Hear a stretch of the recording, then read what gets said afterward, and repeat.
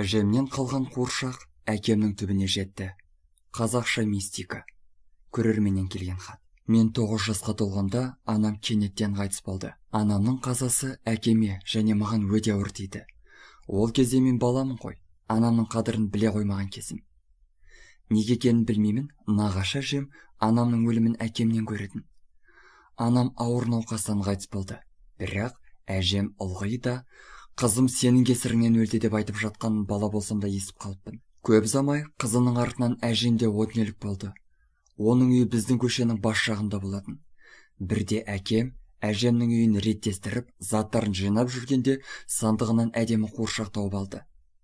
Ол бірден қуыршақты маған әкеліп берді. Шашы сап-сары, алтындай, көздері көк аспандай әдемі. Үлкен қуыршақты көргенде мен қатты қуанып кеттім. Күні бойы қолымнан тастамай ұстап ойнап жүрдім. Түнде жатарда қуыршақты төсегімнің бас жағына отырғызып қойдым. Түнімен жайсыз түстер кіріп, біреу мені тұншықтырып жатқандай қиналып ояндым. Оянсам, білегім көгеріп қалыпты. Білегімде кішкентай алақанның іздері қалғандай. Бірақ мен бұған аса мән бермедім. Бірақ төсегімнен тұра бергенімде көзім қуыршағыма түсіп кетті.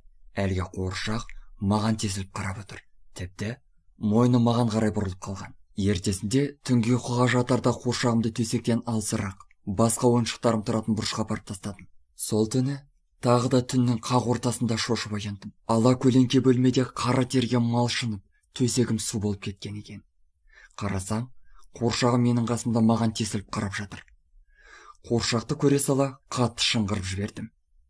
Менің айқайымды естіп әкем келді. Әкеме қуыршақ туралы айтып бердім. Ол маған қарап жымиды да маңдайымнан сүйіп, басымнан сипалап, төсегіме қайта жатқызды. Қуыршақты ол өзімен бірге бөлмесіне алып кетті. Мен біразға дейін ұйықтай алмай жаттым. Түн ортасынан ауғанда көзім ілініп кетіпті.